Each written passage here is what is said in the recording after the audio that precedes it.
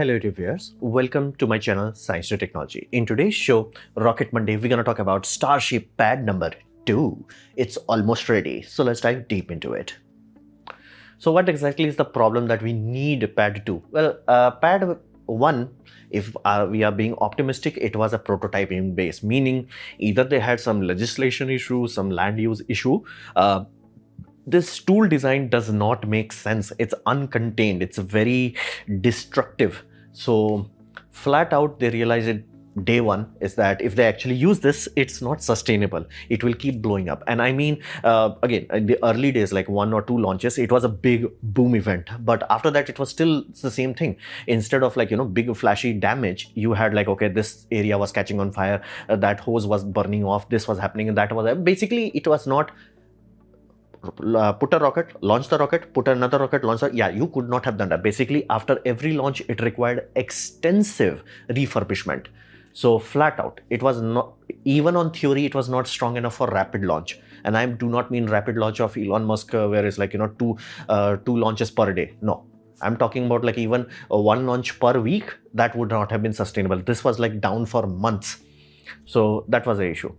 Basically, you cannot have a scenario where it's like, oh, I do rapid launch, where it's like, okay, put it, launch it, and then like after 10, do a refurbishment. No, it's like put it, launch it, inspect everything, and then figure out what went wrong. So it was not there. And this idea of showerhead, which again, it only makes sense if there was some legislation that was blocking them, because physics-wise, it does not make sense why they thought shower would work.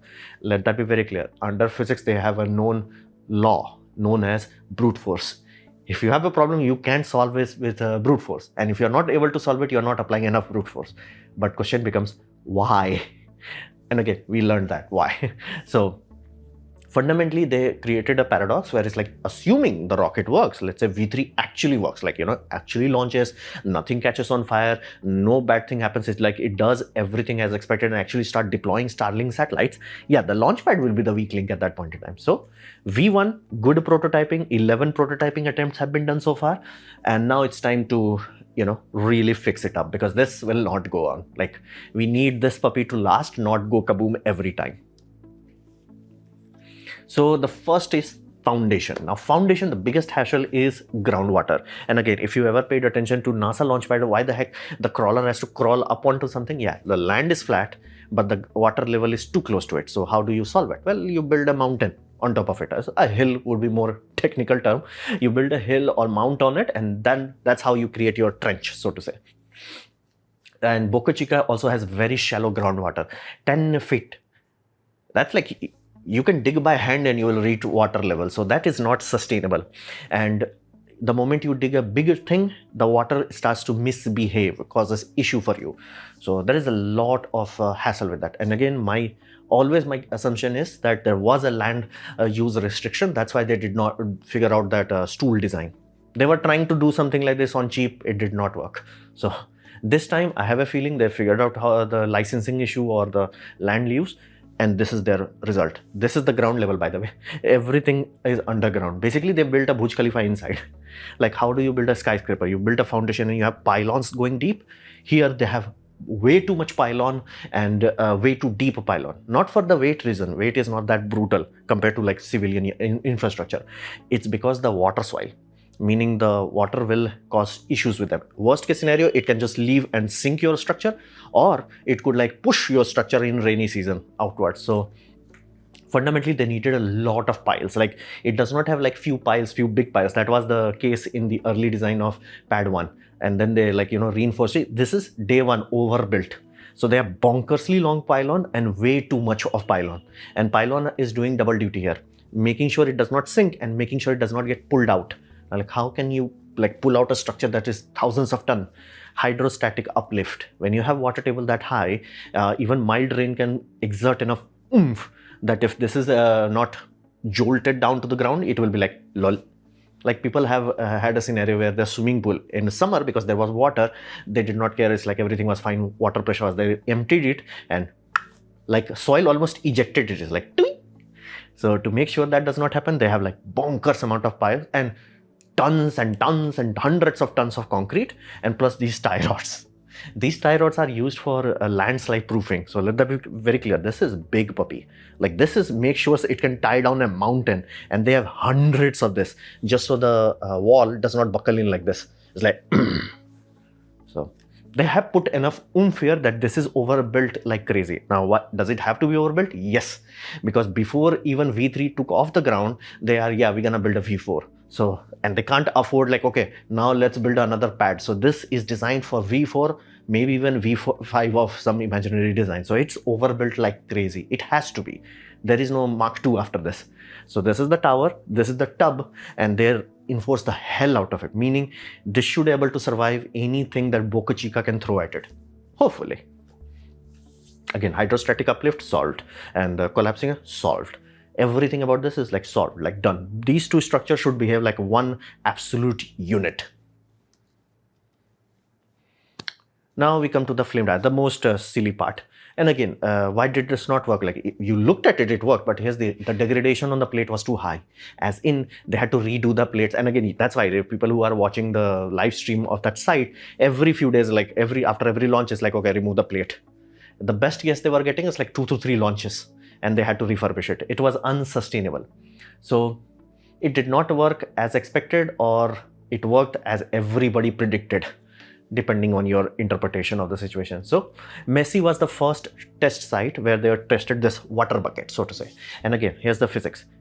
Rocket exhaust? No. Yes. That's it. Nothing else. No. Yes. So this is yes, 45 degree. Nothing else. And again, why this is a tub made out of pipes?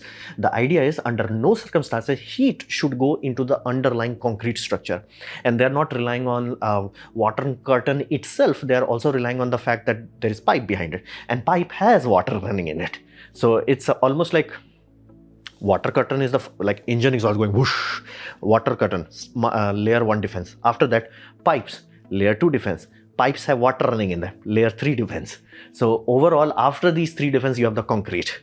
So they should be fine, they should be safe, they should be dandy. Under no circumstances, concrete should be exposed to the rocket exhaust heat. That's why the Messi design was like so cradle, like basically they're cradling the engine exhaust and like handling it with water. So let that be okay. It would require a bit more oomph, like Messi stand will require a bit more oomph for V4 design. I'm pretty sure they're gonna work on upgrading it. And this was more of a proof of concept, like, okay, what if we do not do this? How would you do it? So Messi became the test ground. So pad 2 gets a V-notch trench. This is a single a single C trench. On this one, basically the pad, because again, you're designing it for V4 or V5, it's like this. So 50% is going this way, 50% is going that way. Why can't they have one trench? They can. It would be just too cumbersome to design. And again, if you have such a huge rocket, like 10,000 ton of thrust, it makes sense to just like, balance it. Like just, hey, don't make a soil base that can handle that sort of oomph. Just like 5,000 this side, 5,000 this side. So you only have to deal with any asymmetry there is there. So that's why the V structure makes more economic sense. And again, you are digging a trench. So might as well put it as like doable. So V trench, and yes, other NASA big rockets also have V trench. It's a normal thing. So, and to make sure that they have water with enough oomph, they're not relying on gravitational tank as everybody else. They are relying on nitrogen push. So they have bunkers amount of nitrogen pushing it. Why? A, nitrogen reduces rusting, and B, they are already consuming so much nitrogen. And again, because they can put everything on the ground, the water volume is much larger. If they had to make a tank, the tower will cost so much. And on ground, if they ever reach a scenario it's like, hey, water, we need a bit more water, add more tanks. Pressurized system can easily be scaled rather than tower and tank. So fundamentally, this are doing. And the whole point of this water system, which again, they have tested it, it's way too much. It's like, it's covering the whole pad. The idea is, because rocket exhaust will be making some love to it, it should have water curtain on everything. Like a naked raw rocket exhaust should not touch any part. There should be a water curtain on it. So that's what they are hoping for. And it should be less harmful to the surrounding, as in like everything that is around, and to the main structure itself. Because be mindful, there are a lot of mechanical parts. They cannot be exposed to rocket exhaust and last. Like again, you can expose them. They did. It just broke. So that's the whole point. So flame diverter, finally, normal. No. Yes. Now, the concrete was the biggest eye-opening for them, because on paper you could buy like, concrete that is designed for like, furnace and all that, like high temperature and all that. Yes, deal. If you actually deal with people who deal with concretes that go into like furnace and refractory cement, they will tell you, dude, you're not supposed to brute force it. Like you slowly warm up the kiln. You do not go ta-da. Like it takes time to heat up. Rocket does not take time to heat up. Like there's nothing ambient 3000 degree. It's like, yeah, that's like concretes are like, bro, I'm not built for that. Like, does not matter which concrete you have, it will not last long enough. And again, they learned it the hard way. You can see that, like, first they had naked, naked post that was concrete. They're like, yeah, this is not good. Then they put some light cladding, yeah. Then they put some heavy cladding, yeah. Then they had like this issue, that issue. So it was not gonna work. Basically, concrete and rocket exhaust do not mix, no matter what blend you have. Okay, if anybody tells that that blend can handle it, it's like, in kiln, of course it can. And again, that's why we build kilns. It's just that kiln does not go nothing 3000 degrees Celsius. So that spike is the reason. That's why spalling happens. So speed core is the solution, meaning don't have naked concrete. So speed core is a modern, basically construction technique. Basically, if you look into a building, what is made out of? Concrete pillars. That's the core structure. So somebody came up with the idea, what if we have steel form of it, which is structural, meaning the steel is not just like, okay, it's giving you a form. No, it's actually load bearing. And you have post inside it which will bond with the concrete, and then you fill this puppy up with concrete. So now you are making what we classify as composite concrete and steel structure. And because the steel is on the outside, it's giving basically, concrete is great under compression. It's like, I got this. It's not great under stress. Steel is great under stress. So they are bonding it like a composite, carbon composite, so to say. And benefit is you're getting best of both worlds. So a shell of steel, there is not even a single millimeter of concrete that is exposed to the air. Everything is inside this shell, so to say. And be mindful, this also makes construction easier, because you put it, and because this is structural steel, you put it, you keep building on top of it while you are filling concrete. So you do not have to wait for concrete to cure. This is like, I got this. So fundamentally, it gives you a very strong, oh, and by the way, it's not just filled with concrete, also filled with rebar concrete. So it has a lot of oomph to it. And this gives you one of the most important thing, mounting surface, because these are made in what you call fabrication units. So you can design it like, okay, please make sure all the bolts are in this exact grid. If you are drilling on raw concrete, good luck with that. If you are building a fabricated unit, you can make these things very precise, as in like sub-millimeter accuracy would be like Witness Day, like not a big issue. So that's the main benefit of using speed core. You have this core, concrete is not exposed to anything, all side, and I mean like 360, concrete will not be exposed to any air, moisture or rocket exhaust. And then the steel plate is ability to mount whatever you want to mount, meaning you have concrete, you have steel, that's the main structure. On top of that, you could add as thick as 3 inches thick, like this thick, like, high temperature steel, and you weld that puppy. So when you have the water bucket that is taking the main blunt load, after that you have like, steel to like handle the erosion, and over time it will erode away. You will drill the bolts out and re-weld it again. So perfect mounting surface. That's the main selling point of speed core.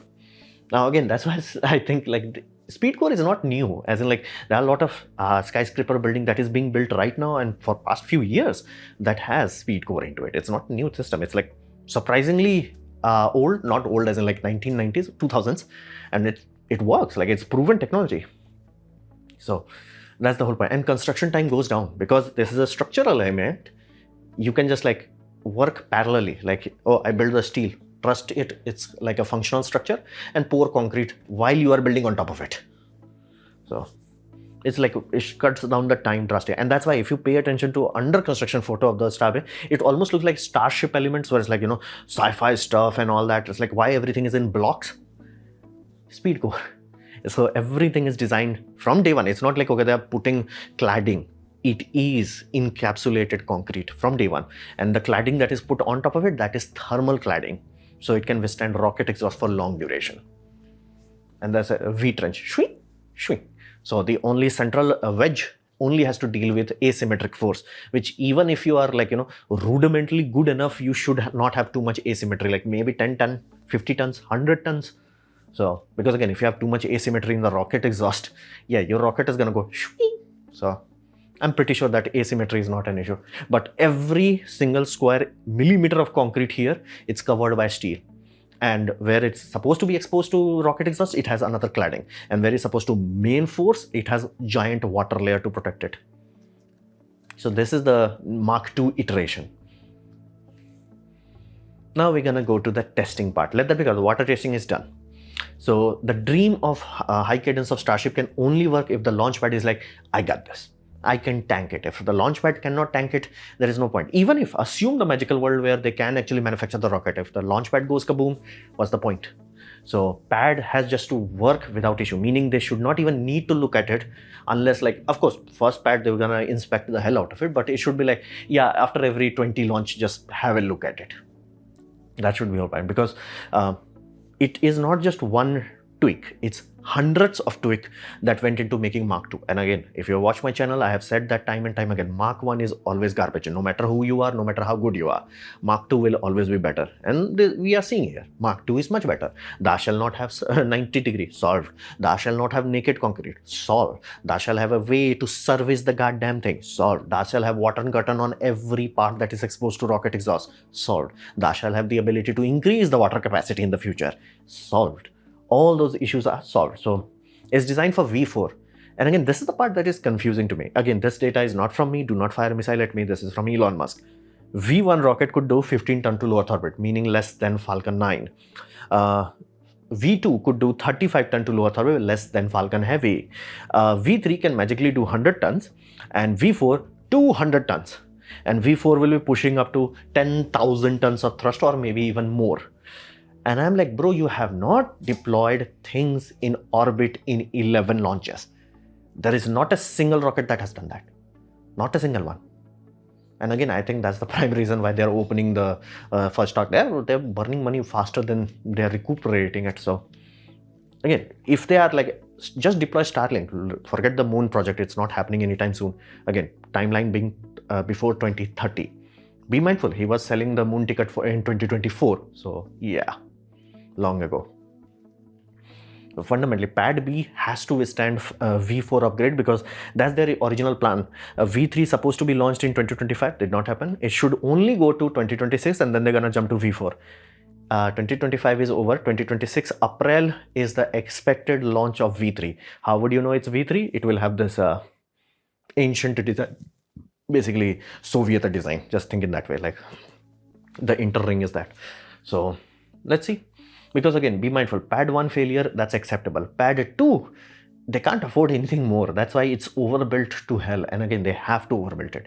Because I'm pretty sure if V3 does not perform as expected, they might just like, okay, let's put more engines on it. And it's like, what more can you do? And V3 Raptor engine is already maxed out. Like, this is the chemical potential of your engine, and you're almost here. Not that much wiggle room left. So let's see. Basically, they have to make sure unknowns are removed.